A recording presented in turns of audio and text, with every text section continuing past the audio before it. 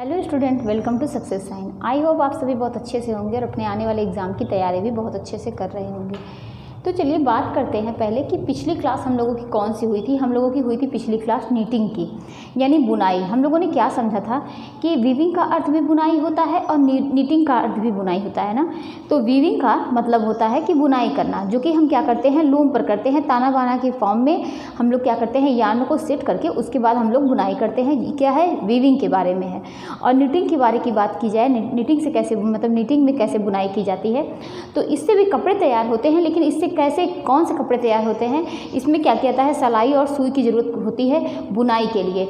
तो क्या करते हैं कि इसमें आप जैसे कि उसमें क्या होता है कि ताना बाना को वार्प वेफ्ट बोलते हैं, इसमें क्या बोलते हैं, वेल्स और कोर्स के नाम से जानते हैं ना। वेल्स का अर्थ होता है ताना और कोर्स का अर्थ होता है बाना। तो मतलब क्या है कि उसका उल्टा यहाँ पर होता है कि यहाँ पर दोनों नाम अलग होते हैं, वेल्स होता है और कोर्स होता है। उसमें भी क्या है कि बुनाई के प्रकार हम लोगों ने काफ़ी चीज़ें पढ़ी थी। इसमें भी क्या है कि बुनाई के कई प्रकार हम लोगों ने पढ़ा था। इसमें भी क्या था कि हम लोगों की कौन सी बुनाई थी कि वेल्स की बुनाई की। जो पहले देखिए, ये देखते हैं कि जो वेल्स बुनाई होती है ये मशीन से होती है ना, और इसका जो कोर्स की बुनाई होती है ये कैसा होता है, ये मतलब सपाट बुनाई होती है। और आप कह सकते हैं कि ये बुनाई जो होती है सर्पिलाकार होती है, वर्तुलाकार होती है। कौन सी बुनाई, कोर्स की बुनाई ना, कि जो कि हाथों द्वारा की जाती है। और जो इसमें क्या है, इंटरलॉकिंग वगैरह भी आप कह सकते हैं। तो जो वेल्स है वो मशीन के द्वारा की जाती है। उसमें कितने मशीन के आविष्कार, मतलब जो मशीन के नाम होते हैं जिसके द्वारा क्या होता है कि बुनाई होती है।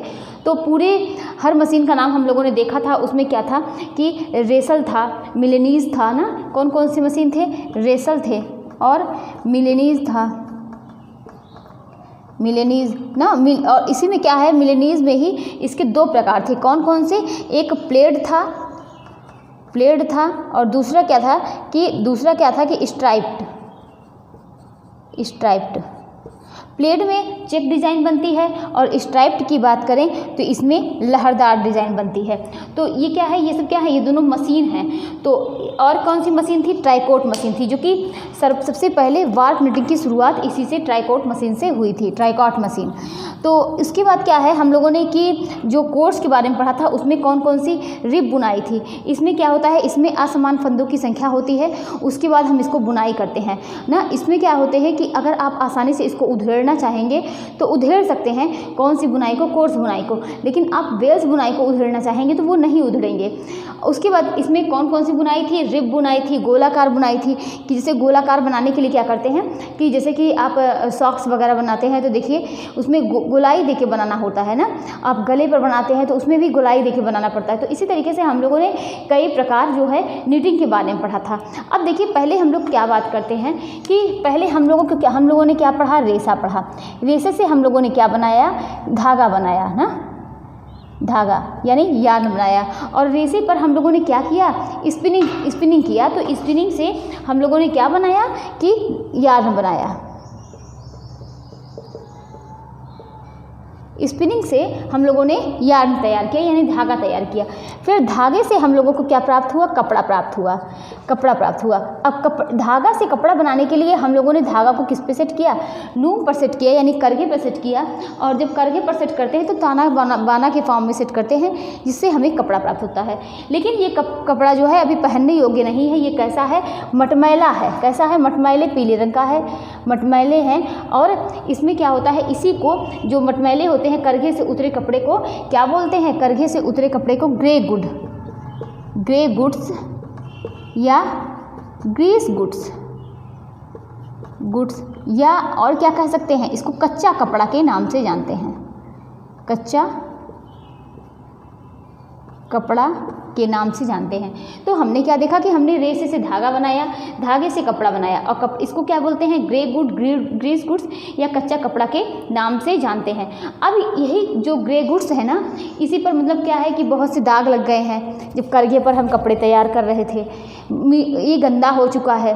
इन सबको हटाने के लिए हम क्या करते हैं, इस पर फिनिशिंग करते हैं कि जिससे इस पर चमक आ जाए, जो इसमें कमियां हों वो हट जाए ना। तो इन सबको हटाने के लिए हम क्या करते हैं कि फिनिशिंग की जाती है। इसे क्या बोलते हैं, परिसज्जा बोलते हैं।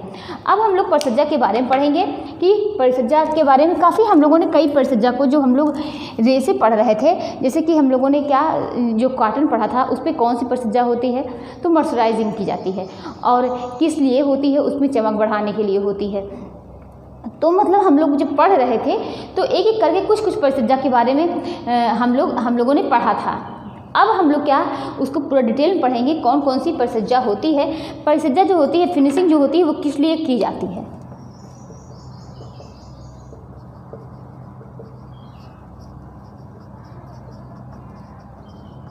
परिसज्जा ये किस लिए की जाती है, ये क्या होती है कि कार्य क्षमता में वृद्धि करती है।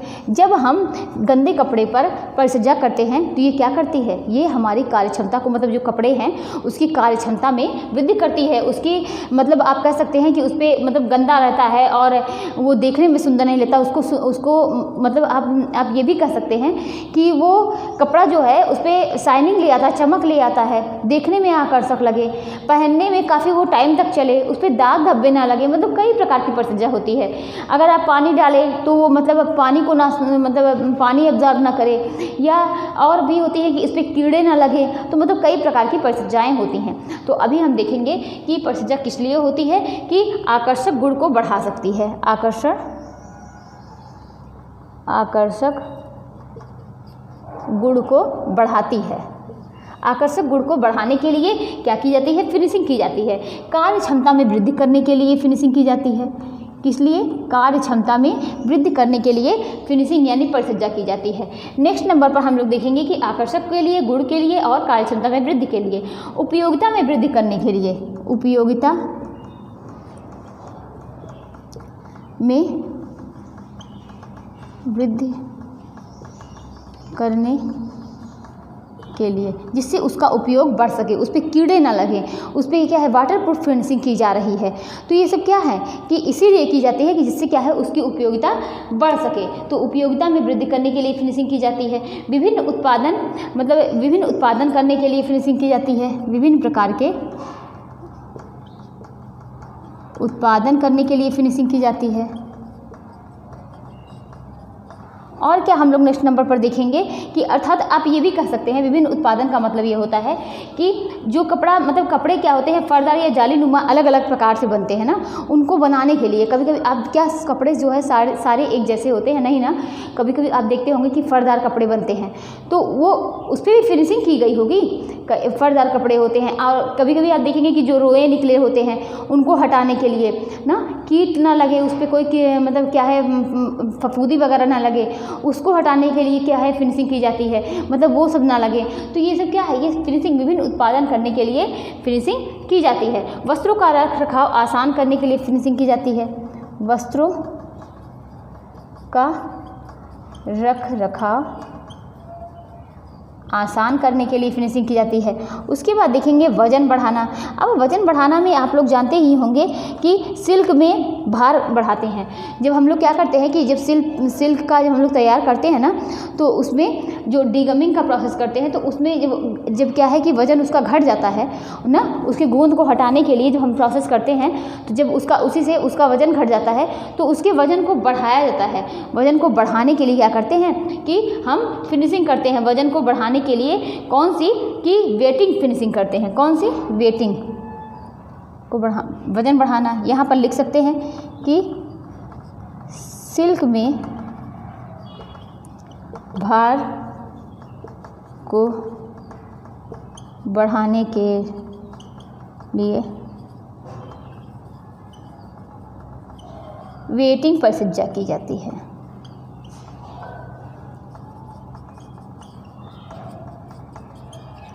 तो आकर्षक के लिए, गुण के लिए, कार्यक्षमता के लिए, उपयोगिता में वृद्धि करने के लिए, विभिन्न उत्पादन के लिए और वस्त्रों के रखरखाव आसान करने के लिए, वजन बढ़ाने के लिए, इन सब के लिए क्या करते हैं कि फिनिशिंग की जाती है यानी परिसज्जा की जाती है। अच्छा, अब यहीं पर देखते हैं कि परिसज्जा के कुछ टर्म हैं, उसको समझते हैं कि परिसज्जा, और मतलब उसके बाद क्या है हम लोग क्या देखेंगे परिसज्जा के प्रकार। तो परिसज्जा के बारे में पहले हम लोग देखेंगे क्या होती है अस्थायी परिसज्जा। अस्थायी, ये अस्थायी परिसज्जा होती क्या है। ये परिसज्जा ऐसी होती है कि जब तक कपड़ा आपका है, एक बार आपका उस पर फिनिशिंग कर दी गई है, जब तक कपड़ा है तब तक वो चलेगा। कपड़ा ख़त्म होगा तभी वो चलेगा, आप उसको मतलब तभी वो क्या है हटेगा। मतलब चाहे आप उसको धुलिए चाहे ना धुलिए, चाहे धूप में डालिए, मतलब वो फिनिशिंग ख़त्म होने वाली नहीं है। तो अस्थाई परिसज्जा क्या है, वो बिल्कुल भी अस्थाई होती है। जब तक कपड़ा है तब तक वो परिसज्जा, उस पर की हुई परिसज्जा क्या है तब तक चलेगी। तो अस्थाई परिसज्जा को क्या कहेंगे कि ऐसी परिसज्जा जब तक, ऐसी परिसज्जा जब तक, ऐसी परिसज्जा जब तक क्या रहेगा, कपड़ा रहेगा तब तक फिनिशिंग बनी रहेगी।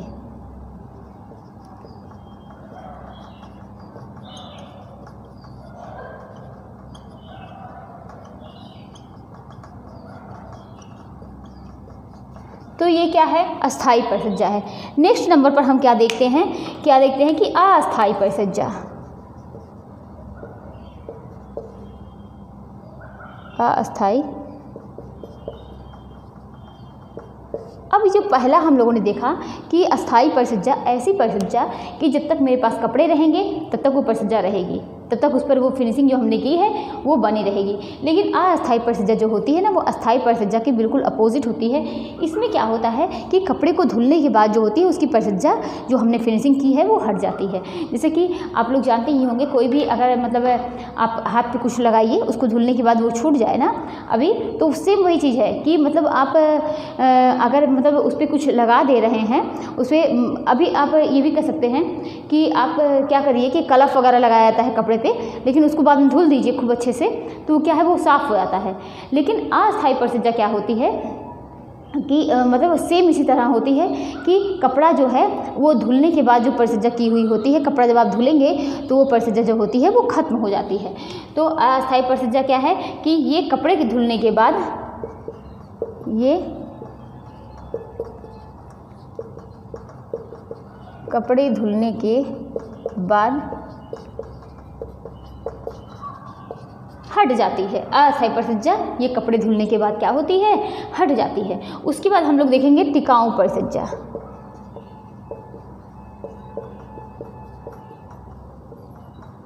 अब ये टिकाऊ परिसज्जा क्या है, ये क्या होती है, ये लंबे समय तक बनी रहती है। ये परिसज्जा ये लंबे समय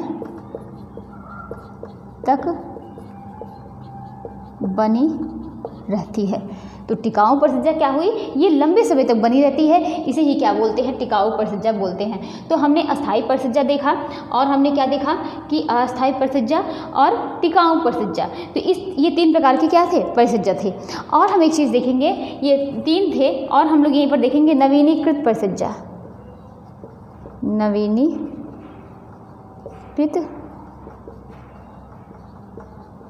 परिसज्जा, तो मतलब नवीनीकृत परिसज्जा मतलब क्या है कि ऐसी फिनिशिंग जिसके लिए किसी नए उपकरण की आवश्यकता नहीं होती, वो नॉर्मल ऐसे आप घर में भी बैठ के आप उस पर फिनिशिंग कर सकते हैं। तो ऐसी फिनिशिंग यानी ऐसी परिसज्जा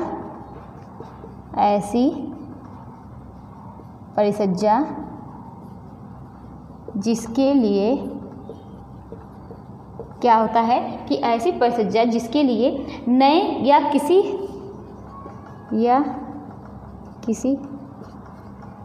विशेष उपकरण की जरूरत नहीं पड़ती है। ऐसी फिनिशिंग, ऐसी परिसज्जा जिसके लिए किसी विशेष उपकरण की जरूरत क्या होती है, नहीं पड़ती है, आसानी से हो जाती है, आसानी से हो जाती है। तो इसे क्या बोलते हैं, इसे नवीनीकृत परिसज्जा बोलते हैं। नेक्स्ट नंबर पर देखते हैं कि फिनिश्ड फैब्रिक।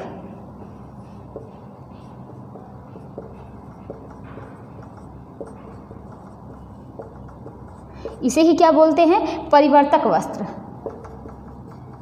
परिवर्तक वस्त्र, ये फिनिश्ड फैब्रिक या परिवर्तक वस्त्र क्या है कि इस पर क्या है कि परिसज्जा हो चुकी है। ऐसा वस्त्र क्या है जिस पर परिसज्जा हो चुकी है, ऐसा वस्त्र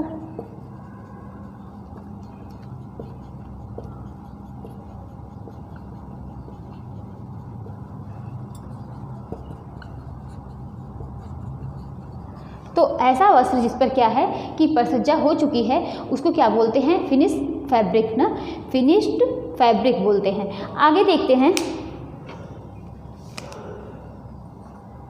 नेक्स्ट नंबर पर, छठे नंबर पर मिल फिनिश्ड फैब्रिक।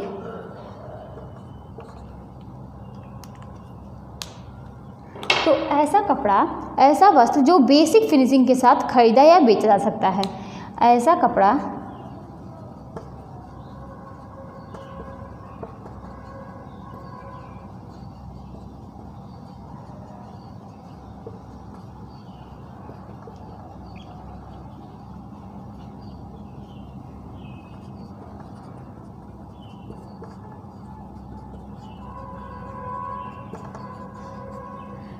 तो अस्थायी परिसज्जा, अस्थायी परिसज्जा, टिकाऊ परिसज्जा, नवीनीकृत परिसज्जा और फिनिश्ड फैब्रिक यानी परिवर्तक वस्त्र, मिल फिनिश्ड फैब्रिक, तो ये हो गए। तो इसमें हम लोगों ने क्या देखा, जो अस्थायी परिसज्जा थी, ऐसी परिसज्जा, ऐसी फिनिशिंग जो कि क्या होती है कि जब तक कपड़ा रहेगा तब तक उस प्रकार की परिसज्जा बनी रहेगी, वो कपड़ा हटेगा नहीं, अरे सॉरी, वो क्या है कि फिनिशिंग हटेगी नहीं। जो आपने कर दिया वो जब तक आपके पास कपड़ा है तब तक आपके पास रहेगा। अगर आप वो मतलब कपड़ा मतलब क्या है कि अगर वो फट गया, उसको हटा दिए तो ही आप उस हिसाब जाएगा, लेकिन वो हटेगा नहीं, ये अस्थायी परिसज्जा है। नेक्स्ट हम लोग देखते हैं अस्थायी परिसज्जा, ऐसा वस्त्र कि ऐसी परिसज्जा जो क्या करते हैं, कपड़े के धुलने के बाद क्या होती है कि हट जाती है, यानी सेम इसका अस्थायी परिसज्जा का अपोजिट होता है।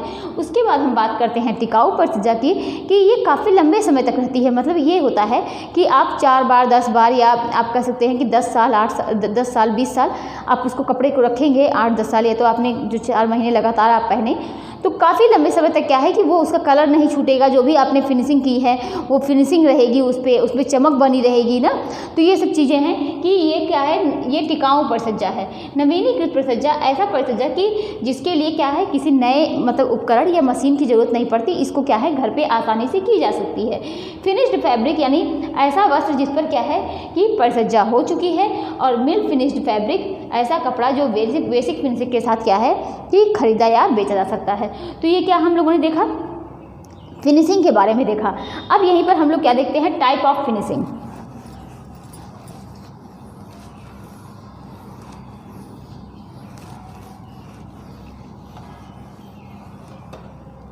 तो हम लोग क्या देखेंगे कि परिसज्जा के यानी फिनिशिंग के प्रकार, ये कितने प्रकार के होते हैं इसको समझेंगे। क्या देखेंगे, परिसज्जा के का वर्गीकरण करेंगे। किसका, परिसज्जा का वर्गीकरण कर रहे हैं, ठीक है। और इसको हम लोग कई प्रकार से करेंगे। एक क्या होता है, पहला जो होता है ना, एक क्रियात्मक होता है। कौन सा, क्रियात्मक। दूसरा क्या होता है, दक्षता। तीसरा क्या होता है, हम ये कह सकते हैं कि रासायनिक और यांत्रिक।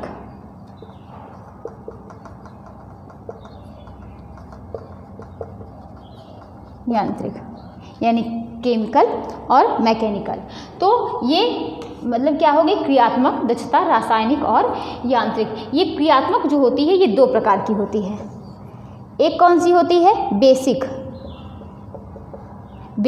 होती है, इसे ही क्या बोलते हैं, ये क्या है, आधारभूत है। आधारभूत है, इसके मतलब ये ऐसी फिनिशिंग है कि इसके बिना कोई बिल्कुल भी काम नहीं चलेगा। ये फिनिशिंग, बेसिक फिनिशिंग जो होती है ना, उसको करना ज़रूरी होता है, उसके बिना इससे होता नहीं है कि मतलब एक चीज़ होता होगा घर में कि उठने के बाद क्या होता है कि सबके घर में झाड़ू लगाना ये बिल्कुल फिक्स होता है, ये बेसिक काम है। झाड़ू लगाना, पोछा लगाना, घर की सफाई करना, मतलब क्या है कि इसमें आप नहीं मतलब ये हो सकता है कि आप खाने बनाने में आज आप मतलब बहुत इस तरीके का काम नहीं कर रहे हैं, आप बहुत कपड़े नहीं धुल रहे हैं, लेकिन कुछ बेसिक चीज़ें होती हैं उसको किए बिना आप नहीं रह सकते, उसको करना कंपलसरी है, वो आप काम करेंगे ही। तो उसी तरीके से ये कपड़ा है, कपड़े को तैयार करने के लिए कुछ फिनिशिंग ऐसी होती है ना कि उसको करना फिक्स होता है, उसमें आप परिवर्तन नहीं ला सकते हैं, उसको करना जरूरी होता है। तो ये क्या है कि क्रियात्मक में बेसिक फिनिशिंग ये आधारभूत है, इसको करना क्या होता है कि इसके बिना काम नहीं चलता, इसको करना जरूरी होता है, इसको करना जरूरी होता है और इसके बिना काम नहीं चलता।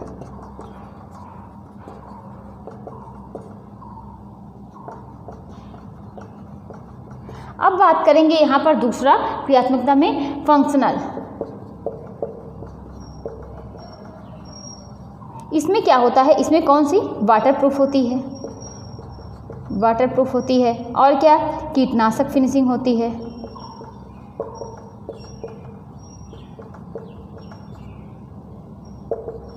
फिनिशिंग होती है। तो सिकुड़ने से जो सिकुड़न प्रतिरोधी होती है ना, ये सब फिनिशिंग किस पे की जाती है, इसके अंतर्गत आती है।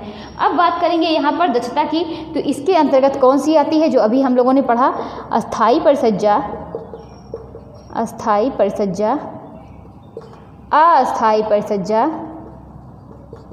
और हम लोगों ने क्या पढ़ा, टिकाऊ परिसज्जा, नवीनीकृत ना। तो ये सब क्या है, ये सब इसके अंतर्गत दक्षता के अंतर्गत आते हैं। हम लोग डिटेल में किस में पढ़ेंगे, रासायनिक और यांत्रिक। सबसे ज़्यादा क्वेश्चन यहीं से बनते हैं और यहाँ से भी क्वेश्चन बनते हैं। अभी आप लोग पहले इसको कर लेंगे, उसके बाद क्या है, इससे जुड़े हुए क्वेश्चन हम लोग लास्ट में करेंगे। पहले हम लोग इसको पढ़ेंगे जो कि बहुत ज़्यादा इंपॉर्टेंट है। आप जानते ही हैं कि एग्ज़ाम बहुत करीब में है, इसीलिए आप लोग अच्छे से पढ़िए क्योंकि पता नहीं आपको अभी इतना सारा इतना लंबा सिलेबस है कि आप लोगों को बहुत पढ़ना है। तो इसीलिए आप लोग इसको अच्छे से पढ़ेंगे कि एक ही बार हम एक ही चीज़ कई बार उसको समझाते हैं कि आप लोगों को बहुत अच्छे से समझ में आ जाए। तो देखिए हम लोगों ने क्या समझा कि अस्थाई परिसज्जा के बारे में आप लोगों ने समझा, जैसा कि नाम से है वो काफ़ी लंबे समय तक रहेगा और जब तक कपड़ा आपके साथ रहेगा तब तक इस प्रकार की परिसज्जा रहेगी। अस्थाई परिसज्जा में हम लोगों ने क्या समझा कि अस्थाई परिसज्जा में ये क्या है कि एक बार धुलने पर क्या होती है कि परिसज्जा इस पर जो फिनिशिंग की हुई होती है वो हट जाती है। टिकाऊ परिसज्जा ये काफ़ी लंबे समय तक रहेगी, मतलब आप कह सकते हैं कि कोई फिनिशिंग आपने की है तो वो 2-4 साल आप कपड़े पहनेंगे तब तक आपके पास ये तब तक उस पर क्या है, ये फिनिशिंग बनी रहेगी। नवीनीकृत, इसको करने के लिए किसी साधन की जरूरत नहीं, ये क्या है कि आप घर पे भी कर सकते हैं।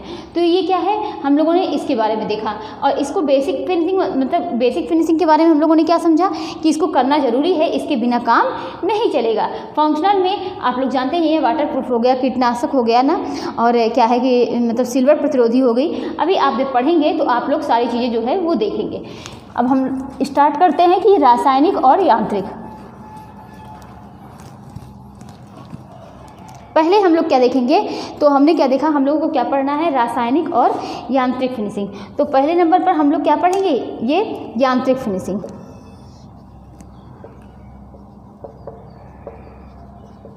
यांत्रिक परिसज्जा। तो देखिए पहले हम लोग रासायनिक परिसज्जा नहीं पढ़ेंगे, ये कंप्लीट हो जाएगा तब हम लोग रासायनिक परिसज्जा शुरू करेंगे। तो यहाँ पर यांत्रिक परिसज्जा के बारे में पढ़ रहे हैं। इसमें क्या बोलते हैं, इसे ड्राई फिनिश बोलते हैं। क्या बोलते हैं, ड्राई फिनिशिंग, ड्राई, इसे ड्राई फिनिशिंग बोलते हैं, या ये भी कह सकते हैं कि शुष्क ना। ये क्या होता है कि शुष्क परिसज्जा के नाम से इसे शुष्क फिनिशिंग बोल सकते हैं। ये क्या है कि सूखी परिसज्जा की जाती है।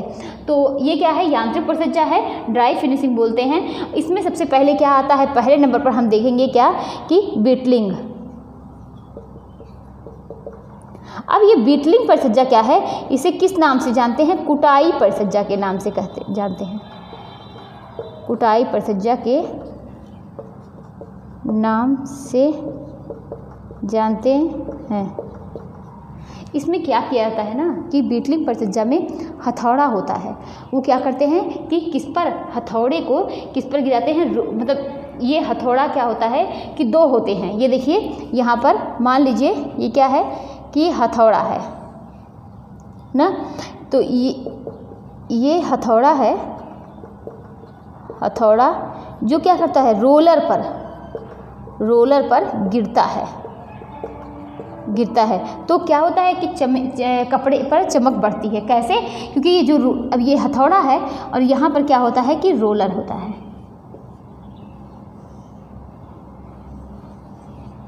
ना, ये रोलर है, रोलर, इस पे क्या है, कपड़ा लपेटा हुआ है ऐसे से करके। ये हथौड़ा बार बार इस पर गिरता है और इससे क्या होता है कि कपड़ा जो होता है वो चिपटा होता जाता है। तो इससे क्या होता है कि ये हथौड़ा रोलर पर गिरता है और इससे क्या होता है कि इससे कपड़े पर चमक बढ़ती है। ये रोलर जो होता है ना, इसमें कैसा यूज़ करते हैं, गर्म रोलर का यूज़ करते हैं। ये एक मशीन है, ये मशीन है, मशीन के द्वारा होता है कि आप ये कह सकते हैं कि कपड़े पर जो सॉरी क्या होता है कि कपड़े को गर्म रोलर पर लपेटते हैं और हथौड़े से उस पर मारते हैं, जिससे क्या होता है उसकी चमक बढ़ती है। तो इसमें क्या है कि ये जो मतलब रोलर पर ये बार बार ये हथौड़ा है रोलर पर ये क्या है कि गिरता है, और तो क्या होती है कि तो कपड़े की चमक बढ़ती है ना, साथ ही कपड़ा मुलायम होता है। और अगर बात की जाए ना तो ये किस पर ये प्रोसेस अगर आप लोगों ने पढ़ा होगा तो आप लोग दिमाग लगाएंगे तो आप लोगों को समझ में आएगा। ये प्रोसेस जो है ये लिनन पर की जाती है। जब हम लोग लिनन का चैप्टर पढ़ रहे थे तो उसमें क्या था कि ये लिनन का इस तरीके से पेड़, तो ये जगह जगह क्या होता है कि यहाँ पर ये गोंद होता है ना, इसी को हटाने के लिए जब क्या करते हैं इस पर मारते हैं तो इसी को इस पर क्या मतलब तो क्या होता है वो हटता है गोंद। तो ये हथौड़ा है जो कि कपड़े पर, ये हथौड़ा है ये क्या है रोलर है, और इस पर कपड़े को लपेटा हुआ है। इसी पर गर्म रोलर पर कपड़े को लपेट देंगे और इसी को हथौड़े से इस पर गिराएंगे, मारेंगे, जिससे क्या होता है कपड़े की चमक बढ़ेगी और कपड़ा मुलायम होगा। ये किस पर किया जाता है, ये प्रोसेस किस पर, लिनन पर होता है।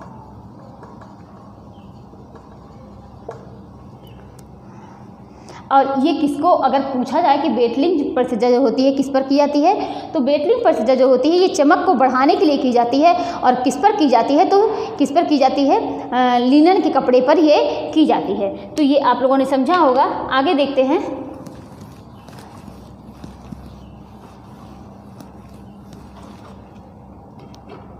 दूसरे नंबर पर क्या है, brushing and sharing. Brushing and sharing. तो ब्रशिंग एंड शेयरिंग में देखेंगे कि पहले ब्रश करके क्या करते हैं कि रोए को, पहले ब्रश करके रोए को उठाते हैं। तो ब्रशिंग, पहले ब्रश करके रोए को उठाते हैं, पहले ब्रश करके क्या करते हैं रोए को उठाते हैं, फिर रोए को काट देते हैं, जिससे क्या होती है कि जो उसकी सतह होती है वो बिल्कुल समतल हो जाए। तो पहले ब्रश करके रोए को उठाते हैं, फिर रोए को काट देते हैं, जिससे सतह समतल हो जाए। तो आप लोगों ने समझा होगा कि ब्रशिंग और एंड शेयरिंग ये क्या कैसी प्रक्रिया है। पहले ब्रश करके कपड़े के रोए को उठाया जाएगा, उसके बाद क्या है कि जो उसके रोए हैं उसको काट दिया जाएगा, जिससे क्या है कि उसके जो सतह है वो मतलब कपड़े की सतह वो समतल हो जाए। तो ये क्या हो गया, brushing and sharing. Next number पर हम क्या देखते हैं, कैलेंडरिंग।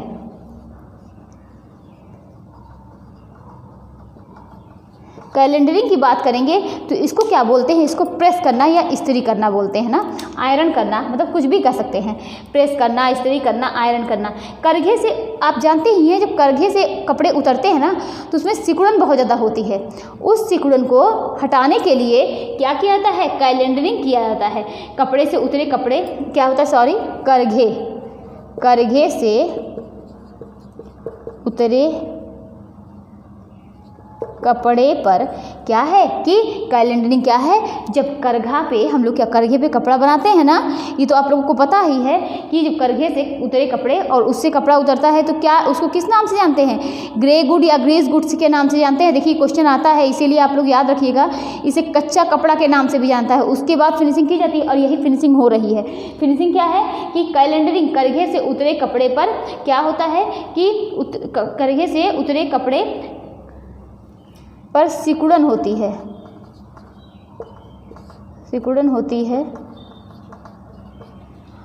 और सिकुड़न को दूर करने के लिए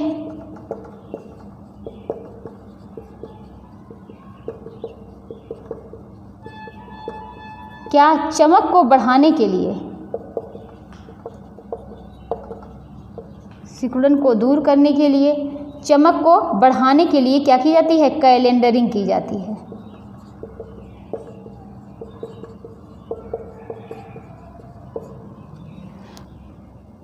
तो हमने क्या समझा, कैलेंडरिंग क्या होती है, करघे से उतरे कपड़े पर सिकुड़न होती है और सिकुड़न को दूर करने के लिए, चमक को बढ़ाने के लिए क्या की जाती है, कैलेंडरिंग की जाती है। लेकिन आप जब आप घर में कपड़े प्रेस करते होंगे तो बहुत होगा, 2, 4, 10, 12, 20 इस तरीके से करते होंगे ना।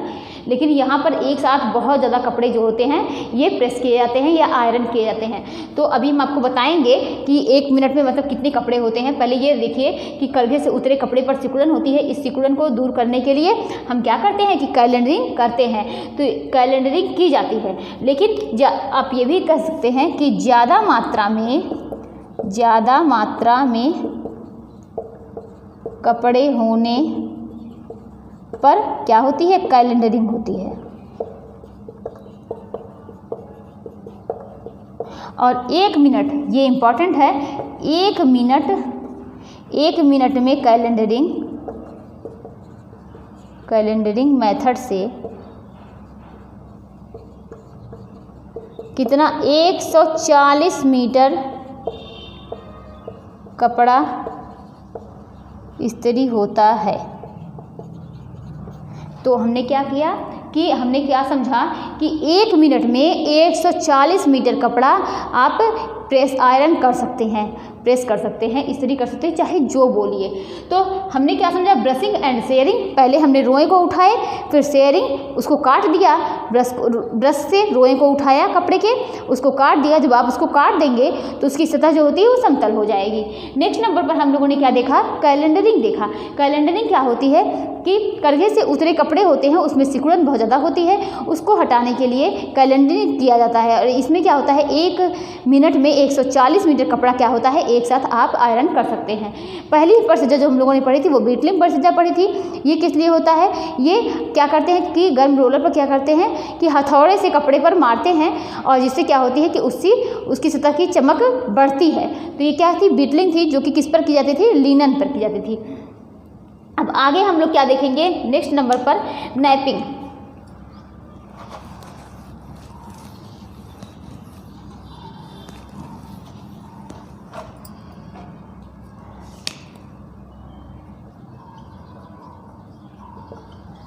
अब ये नैपिंग प्रोसीजर क्या होती है, इसे क्या बोलते हैं, रोए उठाना। रोए उठाना, ये क्या होता है कि ये नैपिंग जो होती है ये किस पर की जाती है, ये ऊनी कपड़ों पर की जाती है।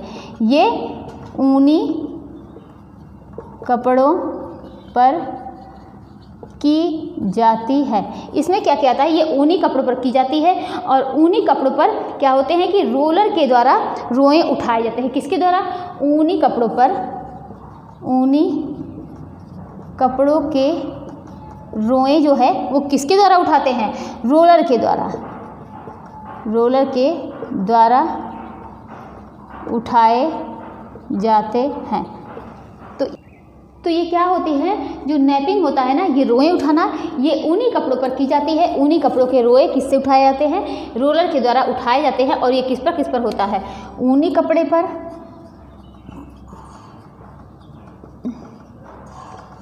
कंबल पर, कंबल ना, ऊनी कपड़े, कंबल, इस पर क्या होती है कि ये नैपिंग प्रोसीजर, नैपिंग फिनिश की जाती है। नेक्स्ट नंबर पर हम लोग देखते हैं टेंटरिंग।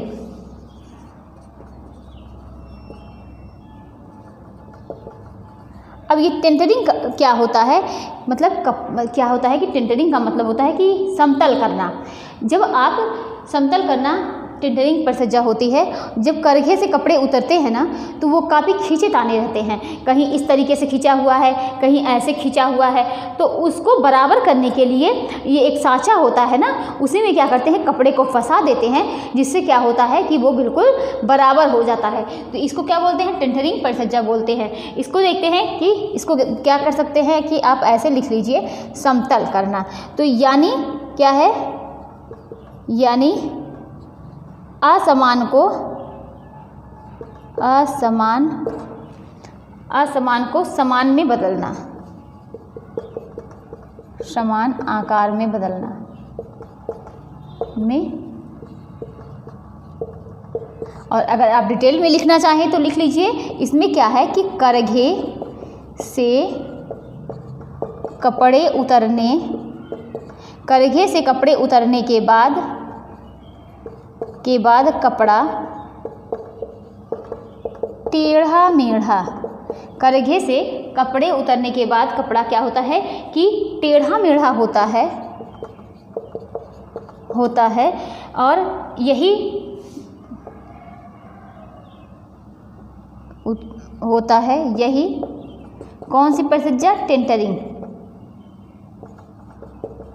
टेंटरिंग परिसज्जा कपड़े को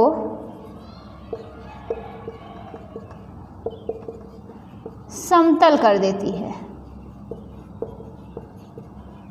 ये टेंटरिंग परिसज्जा हो गई कि समतल यानी असमान को समान आकार देना। हमने क्या बताया कि जब हम करघे पर कपड़े का निर्माण कर रहे होते हैं तो वो अपने समान शेप में नहीं होते हैं, कभी इस तरीके से आड़ा रहेगा, कभी इस तरीके से लंबा खींचा रहेगा, चारों तरफ से वो बराबर नहीं रहेगा। उसी को बराबर लाने के लिए, समतल लाने के लिए हम फिनिशिंग कौन सी करते हैं? टेंटरिंग फिनिशिंग करते हैं। किस पर? कि कपड़े पर टेंटरिंग फिनिशिंग की जाती है। इसमें क्या होता है, अगर आप इसको और डिटेल में समझना चाहें तो इसमें क्या होता है, एक फ्रेम लगा होता है। आपको हम बता दें तो देखिए इसमें क्या होगा कि आप लोग कभी घर मतलब आप लोग गांव में देखे होंगे, हो सकता है आप लोग के घर में, आप लोग ज़रूर बताइएगा कमेंट करके कि किसने इस प्रकार की पंखी बनाई है। पंखी बोलते हैं गांव में, उसको क्या बोलते हैं? बेना ना। पहले क्या था, अब तो इन्वर्टर हो गया है, सोलर वाला हो गया है और लाइट भी अच्छी रहने लगी है, काफ़ी सुविधाएँ हो गई हैं, तो इसीलिए तो मतलब अब बहुत कम घरों में आपको देखने को मिलेगा। लेकिन किसने बनाया है ये ज़रूर बताइएगा। तो इसमें क्या होता है कि एक सांचा रहता था ना, उसमें किनारे वो नट की तरफ लगा रहता था और उसमें वो तार की तरफ रहता था ना पंखी बनाने के लिए, और उसको तार को ऐसे से फंसा के ऐसे से लपेटते थे। तो वो क्या है, जो सांचा है, सेम यही हाल है कि इसके लिए कि एक फ्रेम लगा होता है। करघे से उतरे कपड़े पर क्या करते हैं, जब करघे से कपड़ा उतरा तो एक फ्रेम लगा होता है और उसको क्या करते हैं, कपड़े को चारों तरफ उसी पे सेट कर देते हैं, जिससे क्या हो जाता है कि कपड़ा जो होता है वो समतल हो जाता है। तो आप लोगों ने समझा होगा। सेम अगर जिसने वो देखा होगा वो सांचा उसको बनाने के लिए, पंखी बनाने के लिए यूज़ किया जाता था कि वो इसीलिए होता था कि उसको इस तरीके से लपेटते थे बराबर समान आकार देने के लिए। तो यही क्या कहलाया कि टेंटरिंग फिनिशिंग कहलाई। आगे हम लोग नेक्स्ट नंबर पर देखते हैं कि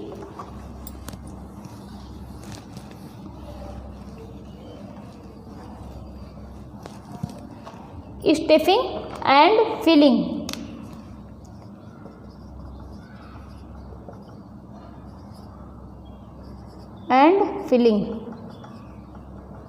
स्टिफिंग एंड फिलिंग परिसज्जा क्या होती है, मतलब क्या है कि कड़ा करना, और फिलिंग मतलब भराई करना।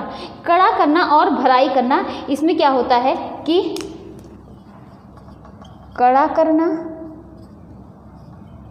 और भराई करना। अब इसमें हम लोग समझेंगे, जब ताना बाना सही से सेट ना हो, जब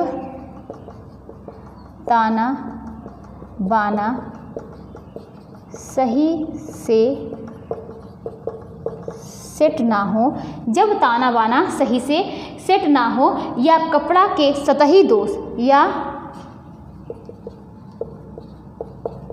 कपड़े के सतही दोष को छिपाने के लिए कौन सी फिनिशिंग की जाती है? स्टिफिंग एंड फिलिंग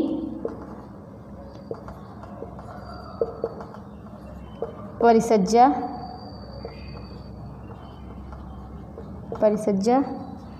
की जाती है।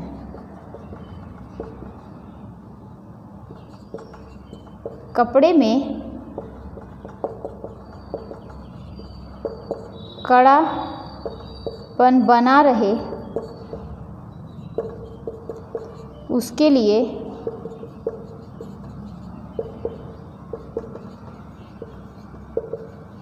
स्टिफिंग परिसज्जा की जाती है।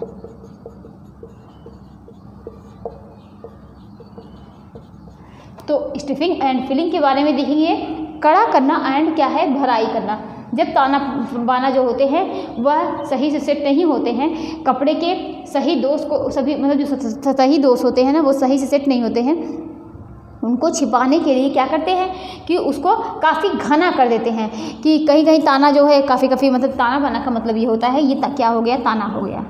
आप मान लीजिए ये ताना हो गया, अब ये क्या हो गया, बाना हो गया ना। अब ये समझिए,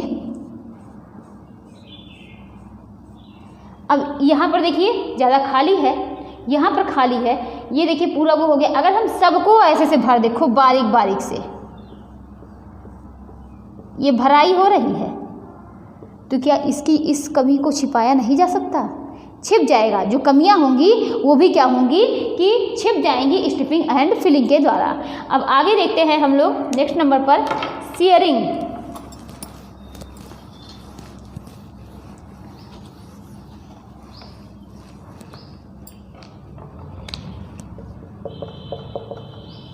सियरिंग फिनिशिंग,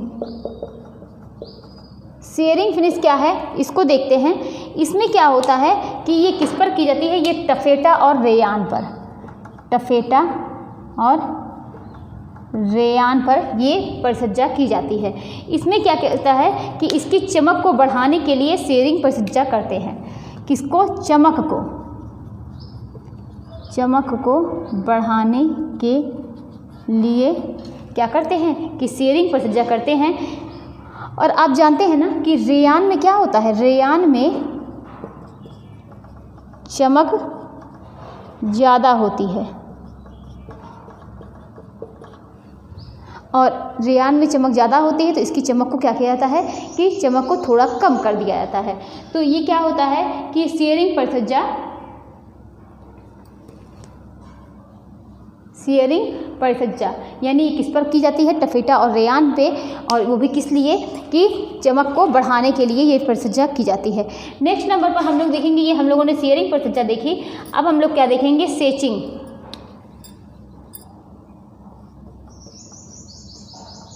सेचिंग परिसज्जा ये क्या है, ये भी एक प्रकार की फिनिश है। चमक क्या होती है इसमें,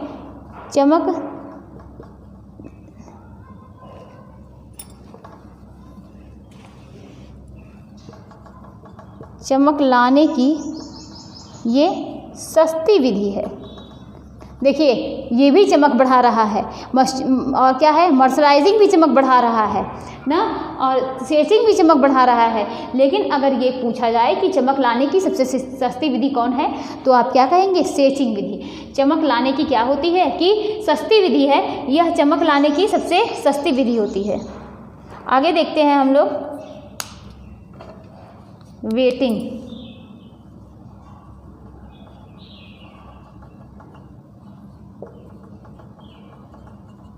वेटिंग प्रोसेस क्या होता है, यानी वजन बढ़ाना, ये किस पर की जाती है, सिल्क पर की जाती है। किस पर? सिल्क पर की जाती है। ये सिल्क पर की जाती है क्योंकि अशुद्धियों को दूर करने के लिए यह यांत्रिक फिनिश के अंतर्गत आती है। देखिए ये वेटिंग परिसज्जा होती है ना, पहले जब हम उस पर सिल पे फिनिशिंग करते हैं तो उसकी क्या होती है कि भार में कमी आ जाती है। उस कमी को दूर करने के लिए हम क्या करते हैं, वेटिंग परिसज्जा करते हैं, वेटिंग फिनिश करते हैं। किस पर की जाती है, सिल्क पर की जाती है, यानी भार को बढ़ाने के लिए। आगे हम लोग देखते हैं नेक्स्ट नंबर पर कि क्रेपिंग। ये क्या होता है, ये वस्त्र की सतह पर चुन्नट डालने के लिए,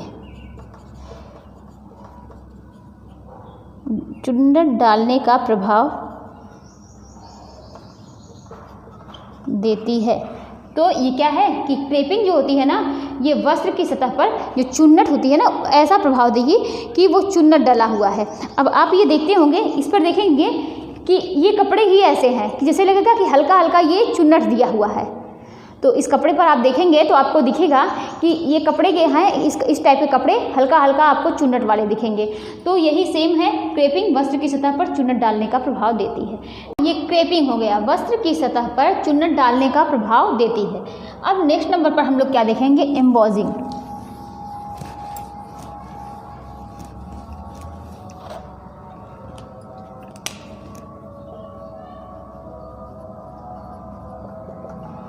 ये क्या होता है, ये नक्काशी करना, कपड़े पर उभरी हुई डिजाइन, कपड़े की सतह पर उभरी हुई डिजाइन देने के लिए इस प्रकार की फिनिशिंग की जाती है। कपड़े पर उभरी हुई डिज़ाइन देने के लिए इस प्रकार की फिनिशिंग की जाती है। नेक्स्ट नंबर पर हम देखेंगे सैनफोराइजिंग। सैनफोराइजिंग, तो सैनफोराइजिंग का अर्थ क्या होता है कि यह एक मतलब देखिए सैनफोराइजिंग क्या है, ये किसी प्रकार की फिनिशिंग नहीं है, ये एक व्यावसायिक चिन्ह है। यह क्या है, यह एक व्यावसायिक चिन्ह है जो यह प्रमाणित करता है कि कपड़ा जो होता है यह सिकुड़ेगा नहीं। यानी ये जो क्या है सैनफोराइजिंग, ये एक प्रकार का व्यावसायिक चिन्ह है। जिस कपड़े पर ये चिन्ह लगा होगा तो उससे ये पता चलता है कि कपड़ा जो है आपका कपड़ा कभी सिकुड़ेगा नहीं। तो मतलब ये सैनफोराइजिंग हो गया। एम्बोजिंग क्या हो गया कि कपड़े पर उभरी हुई सतह देने के लिए, उभरी हुई डिजाइन देने के लिए हम क्या करते हैं कि हम एम्बोजिंग करते हैं। क्रेपिंग में हम लोग क्या देखा कि कपड़े पर चुन्नट डालने के लिए या चुन्नट डालने के लिए कपड़े की सतह पर चुन्नट डालने के लिए क्रेपिंग पर सज्जा की जाती है। नेक्स्ट इसके पहले हम लोगों ने क्या देखा, वेटिंग प्रोसेस, कि सिल्क पर सारी जो मतलब प्रक्रियाएं हो रही थी उसके वजन में कमी आ जाती है, जिसकी वजह से हम लोग क्या करते हैं कि हम लोग वेटिंग पर सज्जा करते हैं, सिल्क पर करते हैं ना। अभी मर्सराइजिंग अगर पूछा जाए तो मर्सराइजिंग किस पे करते हैं, वो हम लोग कॉटन पे करते हैं। बीटलिंग पर सज्जा हम लोग किस पे करते हैं, तो वूलन पे करते हैं। तो ये क्या है कि सैनफोराइजिंग यह एक व्यावसायिक चिन्ह है जो कि यह प्रमाणित करता है, जो कि यह प्रमाणित करता है कि कपड़ा जो है ना, ये कपड़ा सिकुड़ेगा नहीं।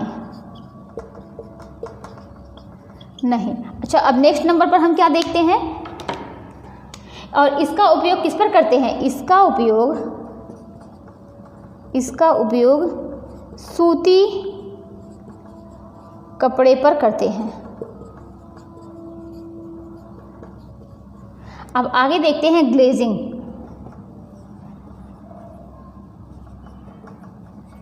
ये भी कैसी है, चमक बढ़ाने की विधि है।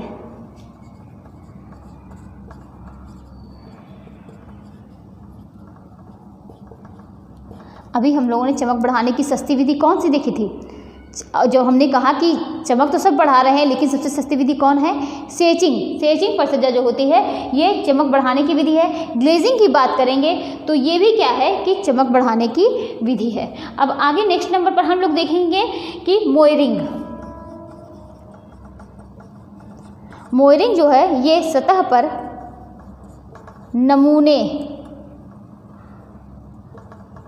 नमूने अंकित करता है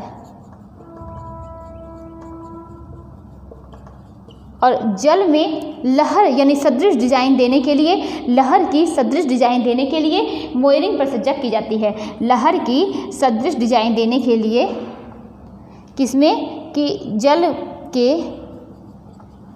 के लहर की सदृश डिजाइन देने के लिए ये परिसज्जा की जाती है।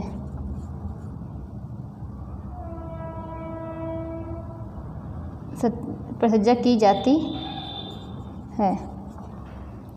तो ये क्या हो गया कि सतह पर नमूने अंकित करता है, जल के लहर की सदृश डिजाइन देने के लिए मोयरिंग पर सज्जा की जाती है। एक लास्ट हम लोग देखेंगे क्या, सिंजिंग। इसमें क्या होता है, ये सतह पर जो मतलब रोलर्स होते हैं ना उसको गुजारते हैं और उसके रोएं को क्या होते हैं उसको सुलझाने के लिए क्या होती है, सिंजिंग पर सज्जा की जाती है। तो देखिए हमने क्या देखा, हमने एम्बोजिंग देखा, सैनफोराइजिंग देखा, ग्लेजिंग देखा, मोयरिंग देखा और क्या, सिंजिंग। और भी इसके पहले हम लोगों ने वेटिंग प्रोसेस देखा और हमने क्या देखा, नेपिंग देखा, क्रेपिंग देखा, सेचिंग देखा, काफ़ी परिसज्जा हम लोगों ने देखी। और ये सारे कौन से हैं, ये सारे जो हैं ये कैसी परिसज्जा है, सारे जो है ये शुष्क विधि द्वारा परिसज्जा हो रही है, यानी मशीन के द्वारा हो रही है ना। तो जो हम लोगों ने यांत्रिक परिसज्जा देखी उसके ये पार्ट थे। अब हम लोग क्या देखेंगे, रासायनिक परिसज्जा के बारे में,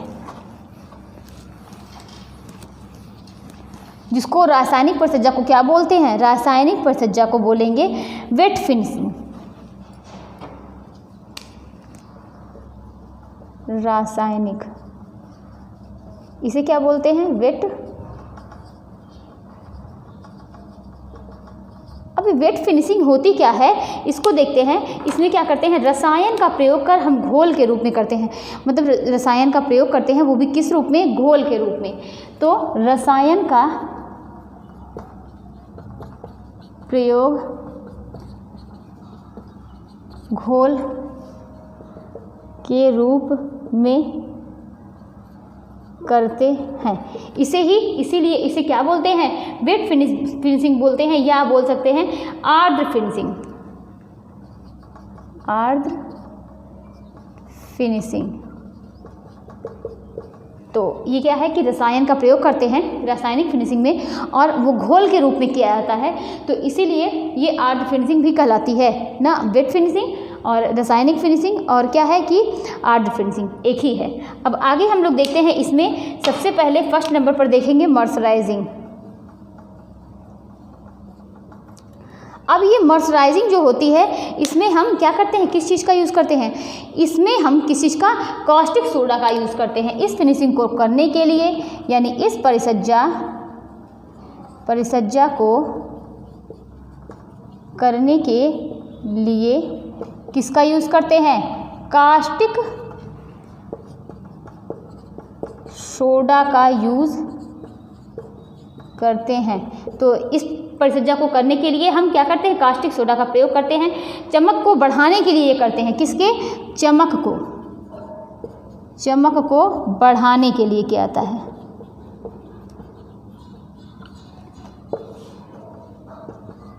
जाता है, ये किस पर किया जाता है? ये जो है ना, सूती कपड़े पर करते हैं। सूती कपड़े पर करते हैं। और इससे क्या क्या चीज़ें तीन चीज़ें बढ़ती हैं। मर्सराइजिंग में तीन चीज़ें होती हैं, और क्या क्या बढ़ती हैं? एक क्या होता है कि चमक बढ़ती है, दूसरा मजबूती बढ़ती है, और अवशोषक क्षमता बढ़ती है।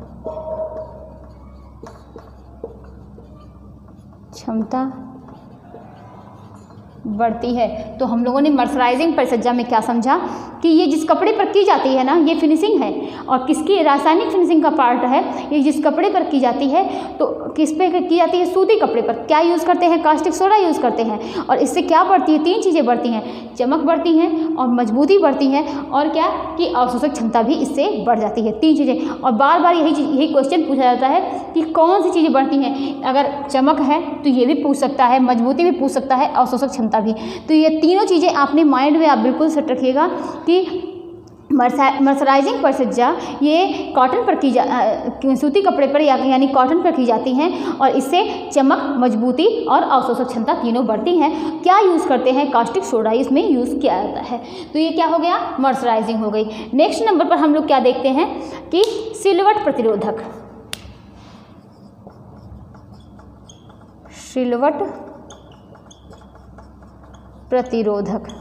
तो जो सिलवट प्रतिरोधक होता है, ये क्या होता है? मतलब क्या होता है कि पानी का प्रवेश जो होते हैं, सिलवट प्रतिरोधक यानी क्या होता है कि इसे क्या बोलते हैं? इसे क्रीस रेसिस्टेंस बोलते हैं। Crease resistance. सिलवट प्रतिरोधक को, इसमें क्या होती है? ये फिनिशिंग ऐसी होती है कि कपड़े पर किया जाती है कि जिससे उस कपड़े पर सिलवट ना पड़े। मात्र इसका एक ही है कि क्रीस रेसिस्टेंस क्या है कि कपड़े पर जो है कि सिलवट ना पड़े। ऐसी फिनिशिंग है कि कपड़े पर बिल्कुल भी सिलवट ना पड़े। तो ये क्रीस रेसिस्टेंस हो गया। नेक्स्ट नंबर पर हम लोग देखते हैं कि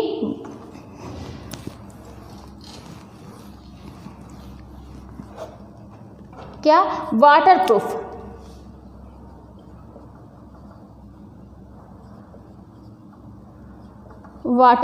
यानी क्या है कि पानी का प्रवेश जो होता है ये बिल्कुल भी नहीं होता कपड़े पर। ये फिनिशिंग ऐसी फिनिशिंग होती है, इसको करने पर बिल्कुल भी यानी 100% पानी का प्रवेश अंदर नहीं होगा। तो वाटरप्रूफ का मतलब होता है कि पानी का प्रवेश नहीं होता है। पानी का प्रवेश नहीं होता है बिल्कुल भी, यानी यह जो है यह कितना 100% ना 100% जो है जल भेद वस्त्र जो होते हैं वो तैयार करते हैं। वाटरप्रूफ जो फिनिशिंग होती है ये किस पर की जाती है, ये कपड़े पर होती है। तो इसमें क्या होता है, वाटरप्रूफ फिनिशिंग करने से बिल्कुल भी पानी को अंदर प्रवेश नहीं होने देता।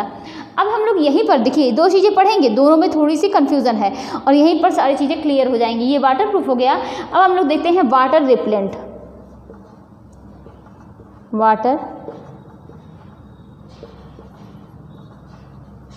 वाटर रिपेलेंट क्या होता है, ये क्या होता है, ये जो होता है ना, ये जल उपकरण वस्त्र यानी क्या होते हैं कि यह भी अंदर पानी को जाने नहीं देते हैं। ये क्या होता है,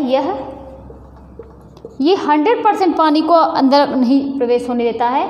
ये कितना परसेंट, 60 से 80%, 60 से 80% वाटर प्रूफ होता है। वाटर प्रूफ होता है। इससे क्या होते हैं, इसमें ना, और ये कैसे किया जाता है, इसमें कपड़े की बुनाई जो होती है बहुत टाइट होती है। कपड़े की बुनाई बहुत टाइट होती है। अब देखिए जैसे कि अब मतलब कोई भी चीज़ है बिल्कुल इस तरीके से उसको पकड़ लीजिए ना, तो ये बिल्कुल टाइट है। अगर आप एकदम अच्छे से इसको ऐसे टाइट कर दीजिए तो वो क्या है, पानी का प्रवेश जो है वो दूसरी साइड नहीं जाएगा ना, पानी का प्रवेश वो दूसरी साइड नहीं होगा। अगर अभी खूब अच्छे से कहीं पर आप ऐसे हाथ रख दीजिए तो उसके क्या है, पानी उसके अगल बगल चला जाएगा लेकिन वो उसके अंदर नहीं जाएगा। तो इसको बचाने के लिए मात्र एक चीज़ किया जाता है कि इसकी बुनाई जो होती है वो बहुत टाइट कर दी जाती है, जिससे क्या होता है कि वो पानी का प्रवेश अंदर नहीं होता है, अंदर मतलब जाने नहीं देता है। लेकिन अगर उसमें क्या है कि उंगली से दबा दिया जाए, टाइट तो भले ही, लेकिन अगर अच्छे से ऐसे उंगली से दबा दिया जाए तो पानी का प्रवेश अंदर हो जाता है। तो यहीं पर हम लिखते हैं कि वाटर रिपेलेंट क्या है, यह 60 से 80% वाटर प्रूफ होता है। इस कपड़े की बुनाई इतनी टाइट होती है, इस कपड़े की बुनाई इतनी टाइट होती है कि पानी का प्रवेश नहीं होता है।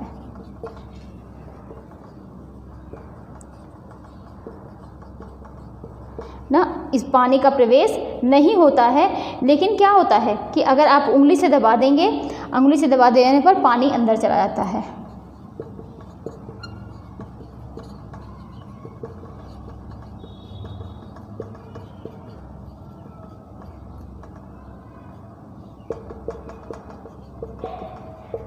पानी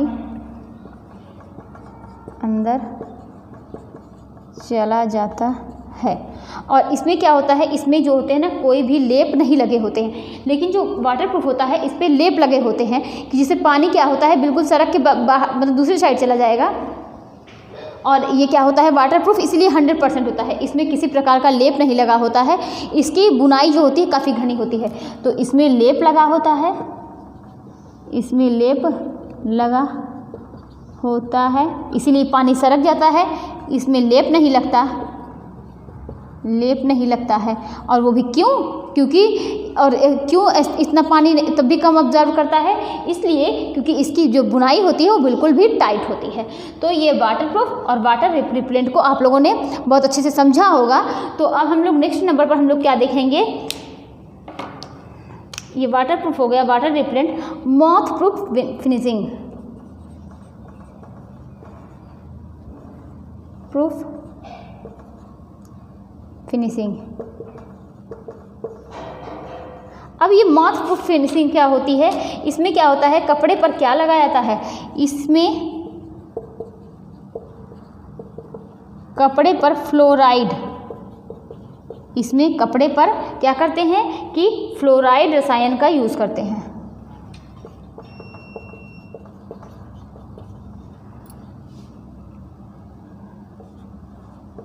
यूज़ करते हैं। और दूसरे नंबर पर कौन सा रसायन यूज़ करते हैं, सिलिको फ्लोराइड, सिलिको फ्लोराइड रसायन का यूज़ करते हैं, जिससे जो होते हैं कपड़े जो है वह कीड़ों से सुरक्षित रह सके, जिससे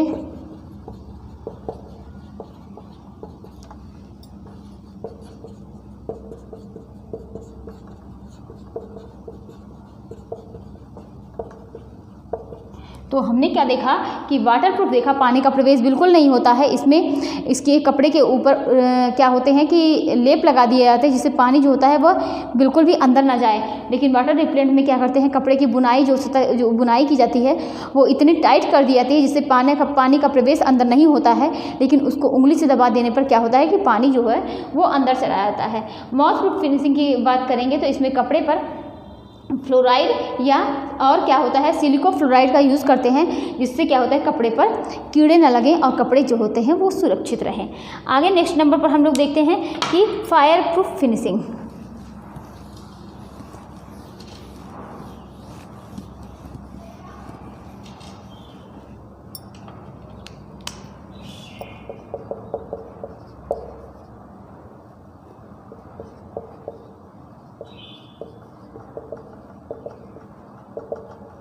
अब ये फायर प्रूफ फिनिशिंग क्या है कि आग के संपर्क में आने के बाद भी ना जले, मतलब कपड़े पर ऐसी फिनिशिंग की जाए कि वो आग के संपर्क में आने के बाद भी ना जले। आग के संपर्क में आने के बाद भी ना जले। और उसमें कौन सा रसायन का यूज़ करते हैं, क्या करते हैं, इसमें बोरेक्स या बोरिक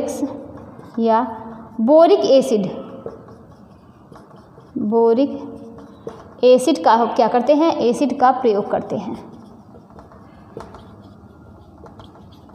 तो फायर प्रूफ में बोरेक्स या बोरिक एसिड का यूज़ करते हैं, जिसकी वजह से क्या होता है कपड़े पर इनका यूज़ किया जाता है, जिससे क्या होता है कि आग के पास जाने पर भी वह कपड़ा जो है उसके संपर्क में जाने पर भी कपड़ा ना जले। तो ये क्या हो गया, फायर प्रूफ फिनिशिंग हो गई। नेक्स्ट नंबर पर हम लोग देखते हैं कार्बोनाइजिंग। अब ये कार्बोनाइजिंग जो है हम लोगों ने पहले भी पढ़ा है, ये किस पर की जाती है, ये वूल पर की जाती है। जो ऊन का चिपचिपा पदार्थ होता है उसको हटाने के लिए कार्बोनाइजिंग की जो फिनिशिंग की जाती है, कार्बोनाइजिंग फिनिशिंग की जाती है। किस पर करते हैं, वूल पर करते हैं, वूल पर करते हैं। तो किस पर, ऊन का चिपचिपा पदार्थ, ऊन का चिपचिपा पदार्थ हटाने के लिए क्या करते हैं, हटाने के लिए की जाती है। और इसमें क्या यूज़ किया जाता है, सल्फ्यूरिक एसिड यूज़ किया जाता है, सल्फ्यूरिक एसिड का यूज़ करते हैं। कार्बोनाइजिंग में वूल पर की जाती है, कार्बोनाइजिंग ऊन का चिपचिपा पदार्थ हटाने के लिए की जाती है। और किस पर, इसमें क्या यूज़ करते हैं, सल्फ्यूरिक एसिड का यूज़ किया जाता है। नेक्स्ट नंबर पर हम लोग क्या देखेंगे,